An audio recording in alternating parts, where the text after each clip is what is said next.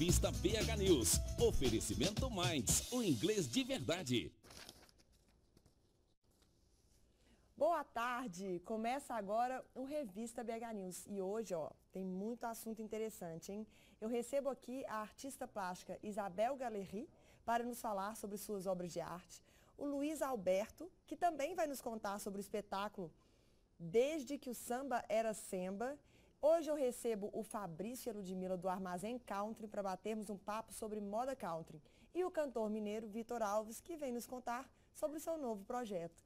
Nós estamos ao vivo pelo canal 9 da NET, 29 UHF e também pela internet no site bhnews.tv.br.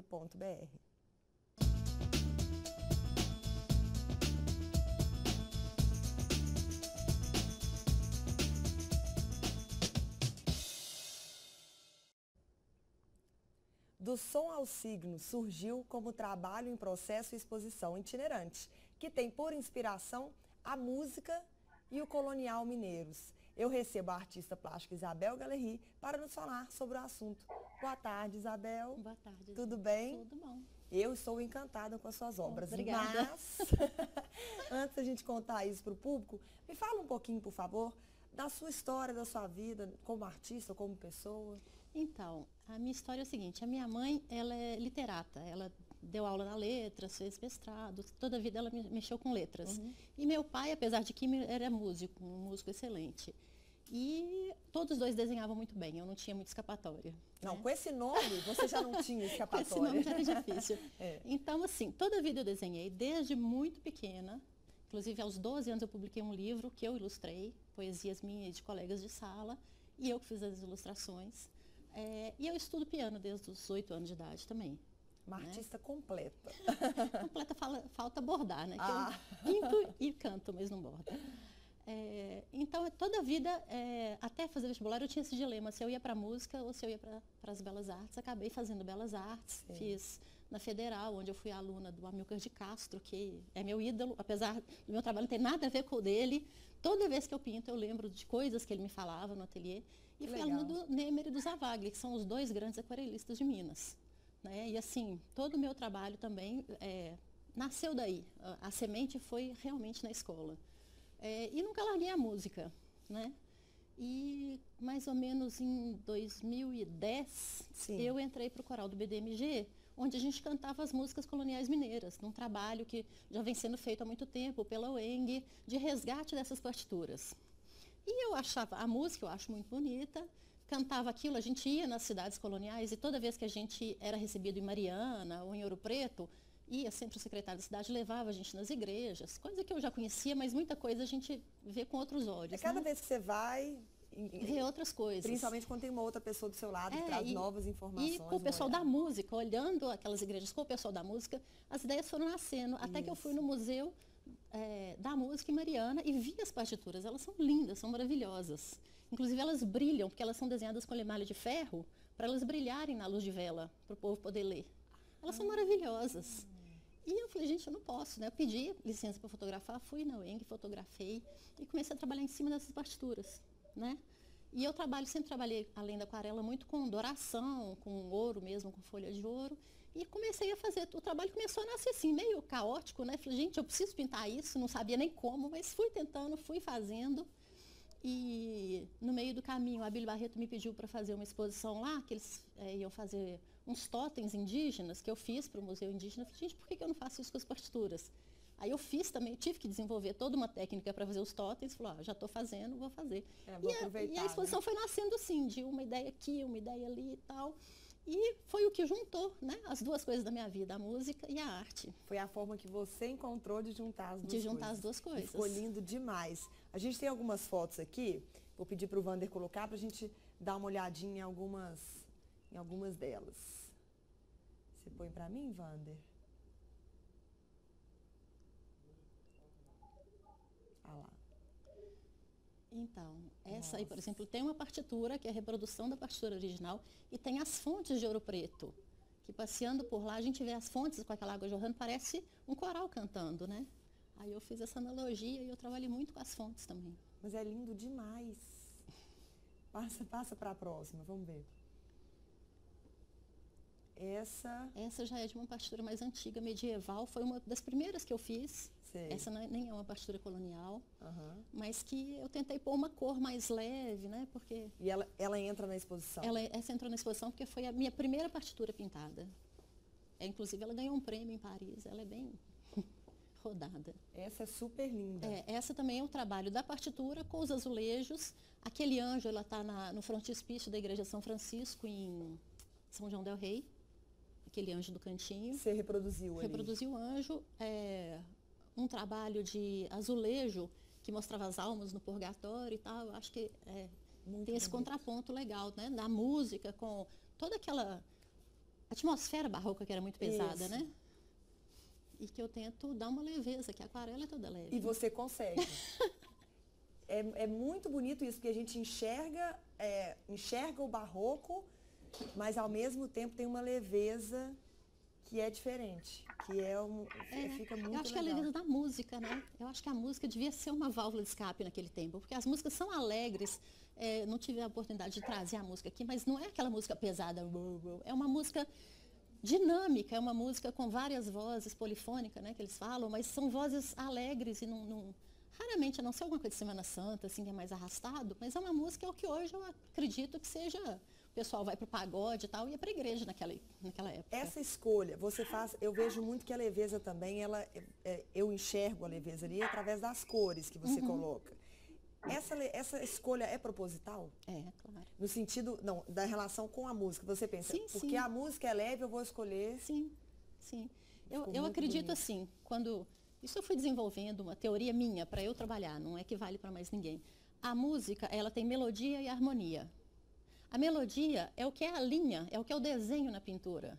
E a harmonia é a combinação das cores, né? A melodia e música são a combinação, a harmonia e música é a combinação dos tons, né? Por exemplo, um acorde tem 3 sons, aquilo faz uma harmonia. Na pintura é a combinação das cores. Então, eu sempre procuro... eu acho até que eu me expressei mal. Quando eu te perguntei se era proposital, não era o termo. Eu quis dizer se era uma escolha racional ou se ela vinha, entendeu? Se ela vem na hora ali assim, eu tô com esse sentimento. Não, já era uma coisa pensada e maturada. É racional e não é. Sim. Começa sendo racional, depois... Sempre eu começo sabendo o que eu quero fazer. Geralmente acontece outra coisa completamente diferente. Né? Então a gente vai administrando ali, principalmente a aquarela, ela é água. Você pinta aqui, ela escorre, ela faz assim, você tem que ir administrando o que está acontecendo na hora. Né? Dificilmente você pega uma aquarela e sai igual uma foto, exatamente o que você pensou. Eu estou te fazendo essas perguntas porque eu acho interessantíssimo a mente dos artistas. Então eu fico querendo saber assim, tudo sobre o processo mesmo de criação. Além de tudo, assim, o que eu acho muito interessante nesse trabalho é que, né, claro, cada obra é diferente da outra, mas você vê a linha que conecta todas elas. Assim. Inclusive as técnicas, eu mudo muito, né? Eu fiz algumas coisas em acrílica, em óleo, esses totens mesmo é uma técnica que eu tive que inventar do zero, que é meio, sei lá, meio escultura, meio aquarela, meio modelagem. E aí essa exposição já esteve... em outras cidades. Essa exposição, a primeira vez eu fiz em 2010, em São João del Rei. Depois ela foi para São Paulo, foi para Ouro Preto, veio para Belo Horizonte, foi para o Rio, no Forte Copacabana. E o que acontece? Eu faço uma exposição, vendo alguns, dou alguns, né, e tal, e vou fazendo outros. Então, tem trabalhos nessa exposição que está no Monteio de 2011 até 3 dias antes da exposição abrir, que eu estava terminando um para emoldurar. Ou seja, tem coisas que inéditas. Que eu estou pintando, que pareceu uma foto, eu terminando de pintar ele. Mesmo para as pessoas que já vieram na exposição que teve aqui antes, ainda tem coisa inédita mesmo para essas pessoas. Tem. É o mesmo tema que foi se desenvolvendo, mas os trabalhos são outros. Um outro que eu não vendo, que são meus, como aquele primeiro, daquela primeira que eu não vendo. Que é o azul, de fundo azul? Aquele marrom, que eu falei que foi a primeira, que foi premiado. O que não é colonial, que você falou. Não é. Tem uns 2 ou 3 que eu não vendo, então esses sempre repetem. Que são os xodós. E a exposição volta para cá e fica, já teve abertura? A abertura foi no Ponteio, no dia 11, e fica até o dia 30. Dia 30 de junho. 30 de junho. Não pode perder. Gente, vocês não acreditam, assim. São coisas maravilhosas. Eu estou aqui com o catálogo. Deixa eu ver se eu consigo segurar aqui bonitinho. Eu estou aqui com o catálogo, que também ficou lindo. ela estava me contando que tem amigas que até, né, colocam em moldura, porque é tão lindo que dá vontade mesmo. E me conta outra coisa. Essa questão das partituras, de usar as partituras, foi um insight, assim? Foi você... Ou pela beleza que te encantou já? Foi uma paixão à primeira vista. A primeira vez que eu vi, eu falei, não posso não pintar isso, não tem como. Eu já saí de Mariana com o papel na mão e já fazendo um esboço e foi uma paixão. E desde quando você vem fazendo essas obras? Desde quando você trabalha com este projeto? Desde 2009. Desde 2009. São quantas peças? Nessa exposição são 32. Eu já cheguei a expor 60 e poucas, 65, se não me engano, lá no Rio, que era um espaço enorme, né?